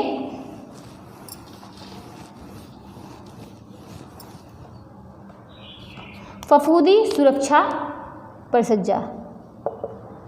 फफूंदी सुरक्षा परिसज्जा, ये क्या होती है कि इसमें टर्पेंटाइन और फॉर्मेल्डिहाइड केमिकल का यूज़ करते हैं। टर्पेंटाइन और फॉर्मेल्डिहाइड केमिकल का यूज़ करते हैं।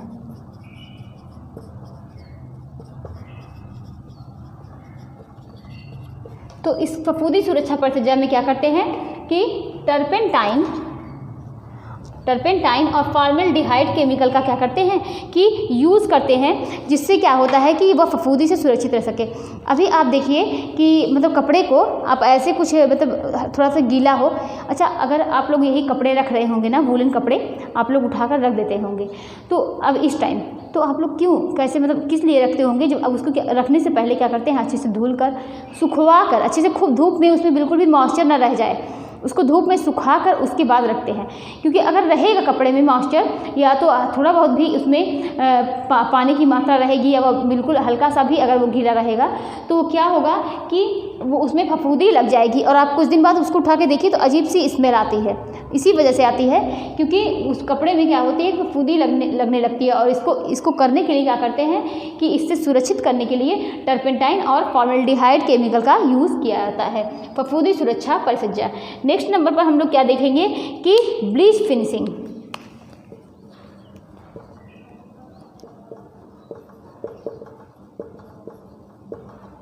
ब्लीच फिनिशिंग क्या होती है इसको देखेंगे। इसमें हाइड्रोजन पेरोक्साइड का प्रयोग करते हैं,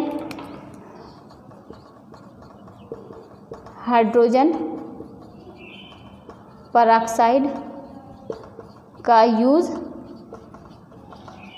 करते हैं। इसमें हाइड्रोजन पेरोक्साइड का यूज़ करते हैं और क्या यूज़ करते हैं, सोडियम हाइपोक्लोराइड, सोडियम हाइपोक्लोराइड का यूज़ करते हैं। तो मतलब ब्लीच फिनिशिंग करने के लिए हम हाइड्रोजन पेरोक्साइड का यूज़ करते हैं और सोडियम हाइपोक्लोराइड का भी ब्लीच में किया जाता है, इनका यूज़ करते हैं। अब नेक्स्ट नंबर पर हम लोग देखते हैं एंटी सैग। तो अभी आप लोगों ने इसके जो पहले वाली क्लास हुई थी एक दिन पहले, तो हम लोगों ने एक दिन वीविंग के प्रकार पढ़े थे, वीविंग के बारे में पढ़ा था। एक दिन हम लोगों ने क्या पढ़ा था, नीटिंग के बारे में। तो ये किस पर की जाती है, ये नीटिंग पर की जाती है। किस पर, ये जो सलाई के द्वारा हम कपड़े तैयार करते हैं बुनकर ना, जो फंदों के द्वारा तैयार करते हैं। यही तो हम लोगों ने रिब बुनाई में पढ़ा है नीटिंग वाले में, कि इसमें क्या होते हैं कि फंदे की मात्रा जो ज़्यादा होती है, इसको क्या है फंदों के बेस पर कपड़े को तैयार किया जाता है। तो ये जो होती है ये नीटिंग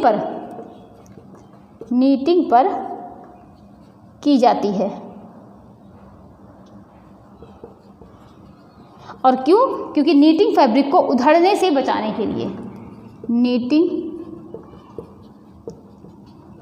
फैब्रिक को उधड़ने से बचाने के लिए। तो ये जो है आप लोगों ने समझा होगा फफूंदी सुरक्षा परिचर्या, ब्लीच फिनिशिंग और एंटी स्नैग। तो देखिए आज जो है हम लोगों ने बहुत बड़ा, आप समझ लीजिए कि जो बुनाई समाप्त हुई उसके बाद फिनिशिंग समाप्त हुआ, काफ़ी चीज़ें जो है हम लोगों की समाप्त हो चुकी हैं। जो कि मेन था, यही सबसे क्वेश्चन बनते हैं, फिनिशिंग से क्वेश्चन जरूर से बनते हैं। तो आप लोगों की ये क्लास यहीं तक थी, यहीं तक मतलब क्या है कि हम लोगों को यहीं तक पढ़ना था। अब हम लोग इसी से जुड़े कुछ क्वेश्चन कर लेंगे ना, इसी से जुड़े कुछ क्वेश्चन कर लेंगे जो कि क्या है कि परिचर्या से जुड़े हैं। इसमें कुछ क्वेश्चन जो है वो नए हैं, तो आप लोग जहां नोट्स बना रहे होंगे उसी में आप लोग ऐड कर लीजिएगा। तो पहला क्वेश्चन क्या है कि कपड़े की फिनिशिंग का प्राथमिक उद्देश्य क्या है। कपड़े की फिनिशिंग का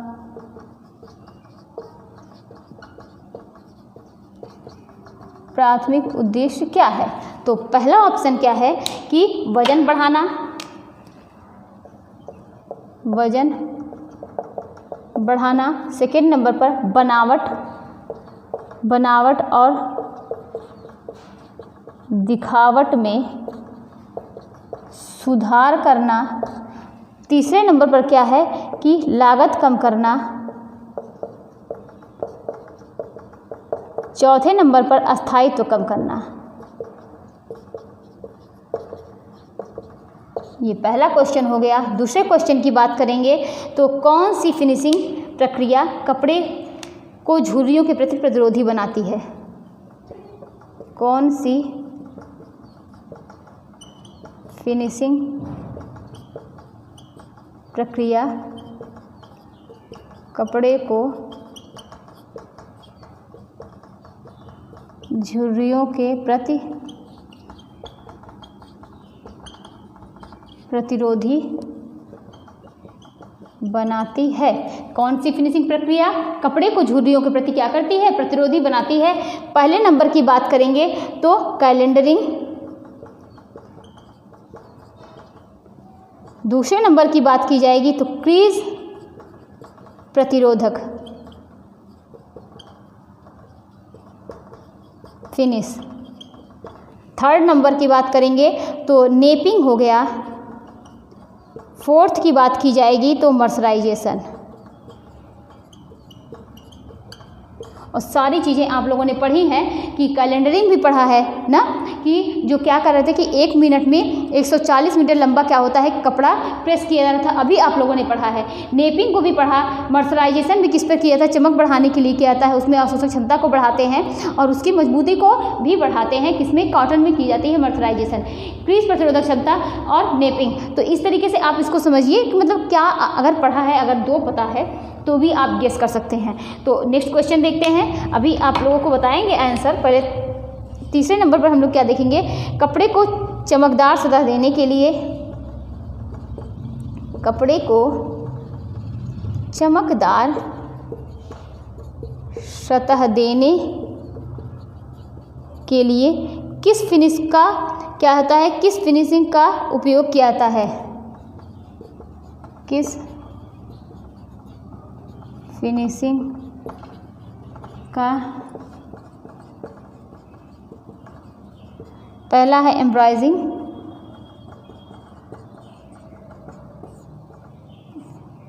दूसरे नंबर पर क्या है कैलेंडरिंग, तीसरे नंबर पर है स्टार्चिंग, चौथे नंबर पर है सियरिंग। तो ये क्या हो गया, तीसरा क्वेश्चन हो गया। चौथे नंबर पर देखते हैं कि कपड़े के निर्माण के बाद लगाए जाने वाले फिनिश को क्या कहते हैं।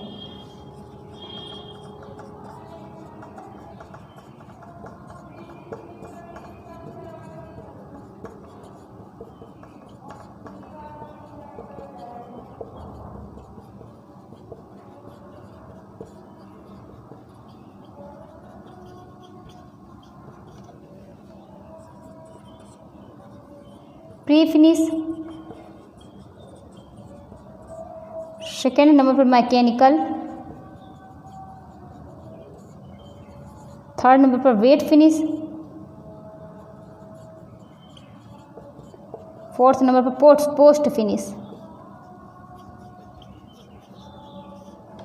तो चलिए एक एक करके समझेंगे कि कपड़े की फिनिशिंग का प्राथमिक उद्देश्य क्या है। वजन बढ़ाना है, बनावट और दिखावट में सुधार करना, लागत कम करना, अस्थायित्व कम करना।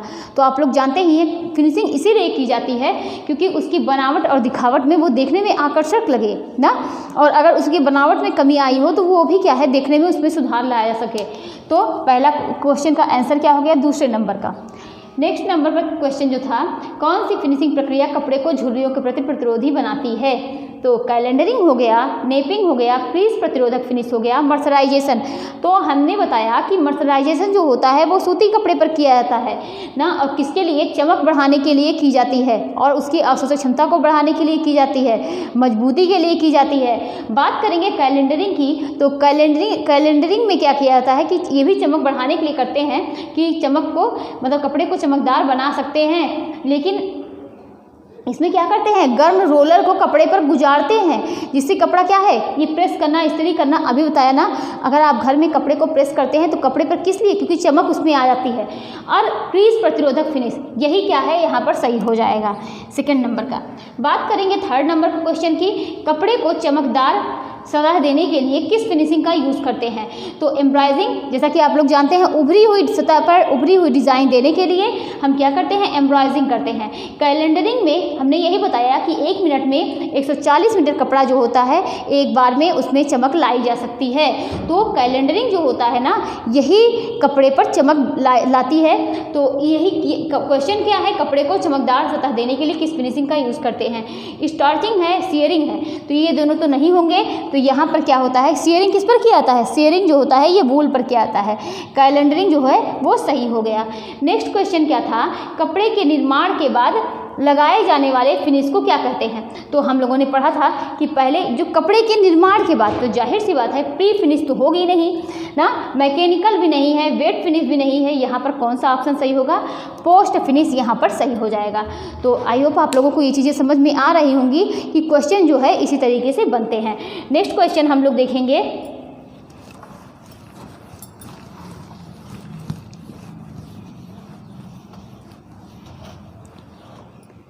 कि मर्सराइजेशन सूती कपड़ों में कौन सा गुण बढ़ाता है। जेसन सूती कपड़ों में कौन सा गुण बढ़ाता है? पहला ऑप्शन क्या हो गया कि वजन, दूसरा है चमक, तीसरा नंबर पर है मोटाई, चौथे नंबर पर है कोई नहीं। तो मर्सराइजेशन हम लोग बार बार इसको पढ़ रहे हैं। मर्सराइजेशन किस पर किया जाता है? कॉटन पर किया जाता है। और ये क्या करता है? ये चमक बढ़ाता है सूती कपड़े की, और क्या करता है? और मजबूती बढ़ाती है, और क्या करता है कि अवशोषक क्षमता को भी बढ़ाता है। तो यहाँ पर ये दूसरा ऑप्शन सही हो जाएगा। नेक्स्ट क्वेश्चन की तरफ आगे बढ़ते हैं कि पिचिंग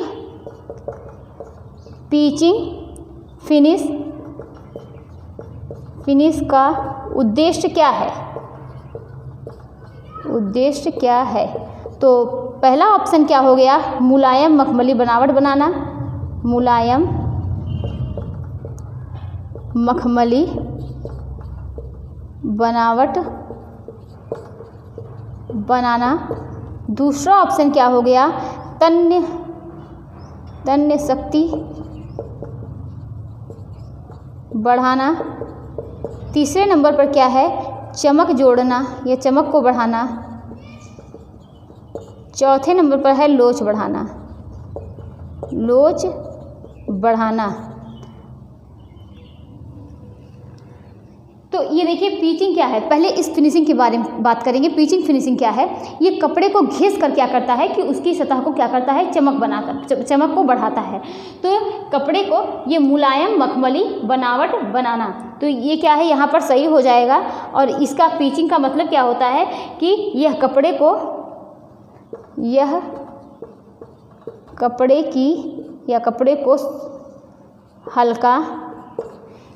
को हल्का घिस कर उसे मुलायम और क्या आड़ू जैसा एहसास देता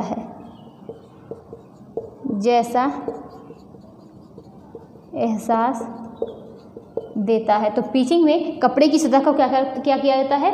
घिस दिया जाता है, जिससे कपड़ा क्या होता है कि मुलायम हो जाता है ना।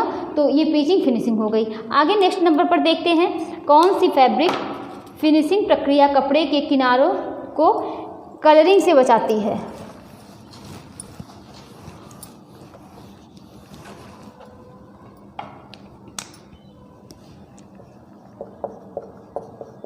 कौन सी फैब्रिक क्या है? फिनिशिंग प्रक्रिया कपड़े के किनारों को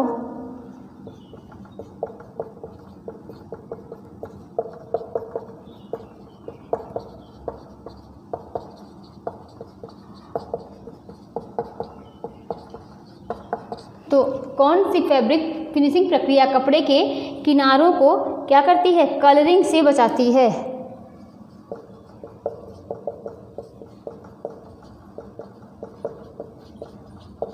तो पहला ऑप्शन क्या हो गया कि हीट सेटिंग, सेकेंड नंबर पर क्या है? सिंजिंग, थर्ड नंबर पर क्या है? कैम्बरिंग, फोर्थ नंबर पर क्या है कि टेंटरिंग।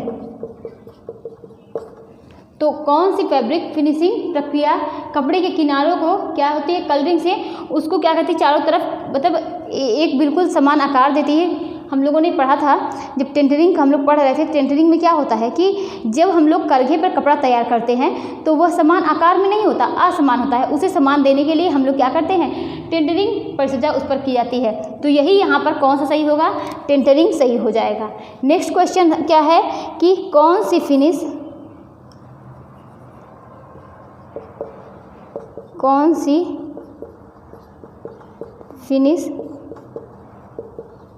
अस्थाई होती है? कौन सी फिनिश अस्थाई होती है और कपड़े की रासायनिक संरचना को बदल देती है?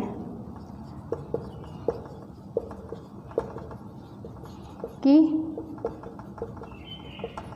रासायनिक संरचना को बदल देती है। तो पहला ऑप्शन क्या है? अस्थाई फिनिश,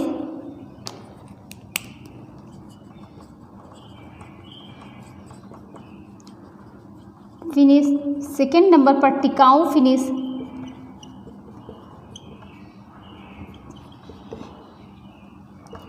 थर्ड नंबर पर क्या है कि रासायनिक फिनिश,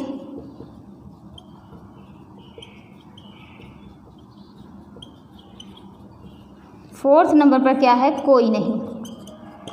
तो देखिए जब हम लोग परिसज्जा के बारे में, फिनिशिंग के बारे में हम लोग पढ़ रहे थे तो अस्थाई में हमने क्या समझा था कि अस्थाई क्या होता है, मतलब ऐसी परिसज्जा कि जब तक आपके पास कपड़ा रहेगा तब तक उस पर परिसज्जा जो होती है वो बनी रहेगी। ये अस्थाई फिनिश हो गया, ये अस्थाई फिनिश हो गया।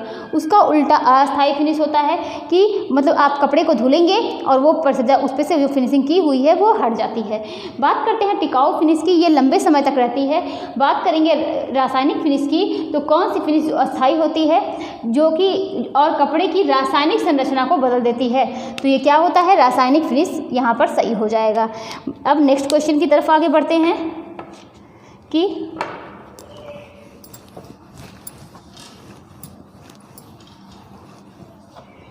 कपड़े की फिनिशिंग में स्टार्चिंग का उपयोग किस लिए किया जाता है। कपड़े की फिनिशिंग में स्टार्चिंग का उपयोग किस लिए किया जाता है। तो फर्स्ट नंबर की बात करेंगे, पहला ऑप्शन क्या होगा, वजन और कठोरता बढ़ाना।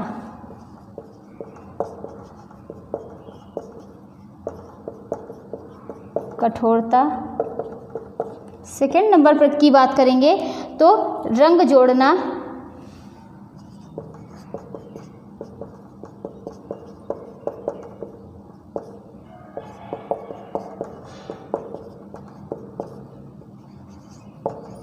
फोर्थ क्या है, चमक कम करना।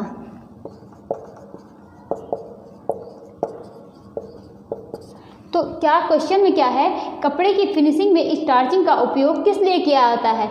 तो स्टार्चिंग का उपयोग किस लिए करते हैं, तो देखिए जब भी कपड़े पर स्टार्च लगाया जाता है तो इसमें क्या होता है, थोड़ा उसमें कड़ापन लाने के लिए कपड़े पर स्टार्च का यूज़ करते हैं।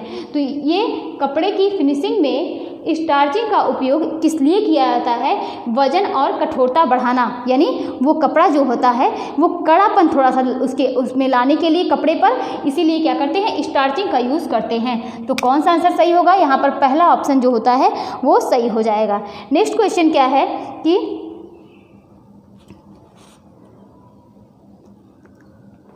कपड़े की फिनिशिंग में शेयरिंग का उद्देश्य क्या है। कपड़े की फिनिशिंग में शेयरिंग का उद्देश्य क्या है। तो पहला ऑप्शन क्या है कि ढीले धागे हटाना, ढीले धागे हटाना। सेकंड क्या है, वजन बढ़ाना। और उसके बाद क्या है कि उभरे हुए रेशों को काटकर सतह को चिकना करना।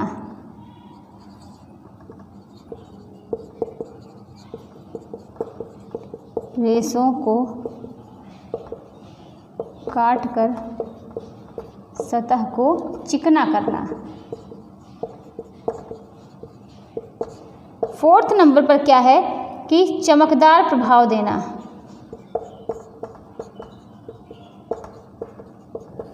तो यहाँ पर क्या है, कपड़े की फिनिशिंग में शेयरिंग का उद्देश्य, जैसा कि हम लोग जानते हैं शेयरिंग किस पर की जाती है, तो शेयरिंग जो है वो वूल पर की जाती है। उसमें क्या करते हैं, उभरे हुए रेशों को काटकर सतह को चिकना करना। ये क्या है कि थर्ड नंबर यहाँ पर सही हो जाएगा। आगे बढ़ते हैं नेक्स्ट क्वेश्चन की तरफ।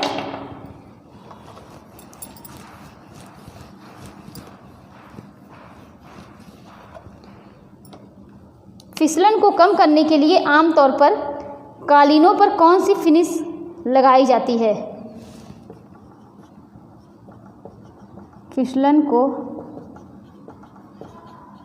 कम करने के लिए आमतौर पर कालीनों पर कौन सी फिनिश लगाई जाती है? तो पहला ऑप्शन क्या हो गया कि anti slip finish.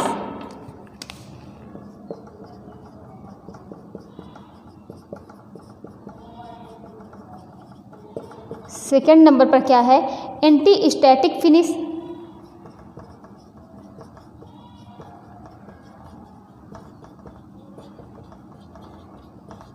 Third number पर क्या है कि हीट सेटिंग। फोर्थ नंबर पर क्या है? स्टार्चिंग। तो यहाँ पर फिसलन को कम करने के लिए आमतौर पर कालीनों में कौन सी फिनिश का यूज़ करते हैं? उसमें एंटी स्लिप फिनिश का यूज़ करते हैं। आगे बढ़ते हैं नेक्स्ट क्वेश्चन की तरफ। तो देखिए एक दो क्वेश्चन और बचे हुए हैं, उसको भी कर लेते हैं कि फिनिशिंग में सीयरिंग का उद्देश्य। फिनिशिंग में सीयरिंग का उद्देश्य क्या है? तो पहला ऑप्शन क्या है? ढीले धागे हटाना। दूसरा, तो अभी शायद हमने ये क्वेश्चन किया है कि उभरे हुए सतह को काट कर क्या करते हैं कि चिकना करना, ये अभी हम लोगों ने किया था। और उसके बाद नेक्स्ट देखते हैं सिंथेटिक फाइबर के हाथ के अनुभवों को बेहतर बनाने के लिए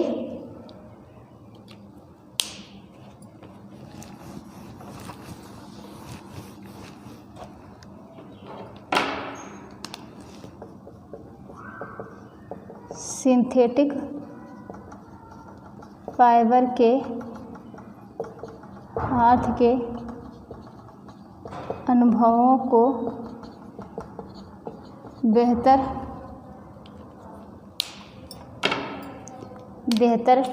बनाने के लिए किस प्रक्रिया का उपयोग किया जाता है?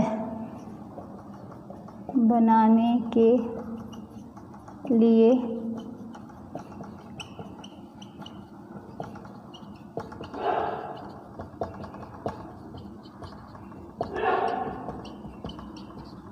तो पहला ऑप्शन क्या हो गया यहाँ पर? Heat setting. Shading. Third number पर क्या है कि कैलेंडरिंग सिंजिंग।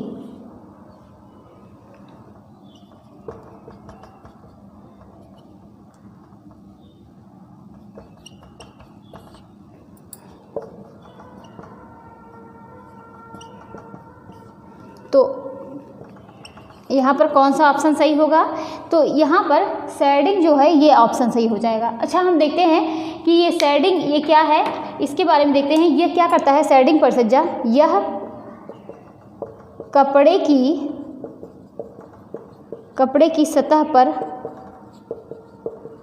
मुलायम, मतलब जो शेडिंग परिसज्जा है, आप लोग जहाँ सारा जितनी फिनिशिंग पढ़े हैं तो वहाँ पर आप नोट कर लीजिए कि यह कपड़े की सतह पर मुलायम और सावर जैसी बनावट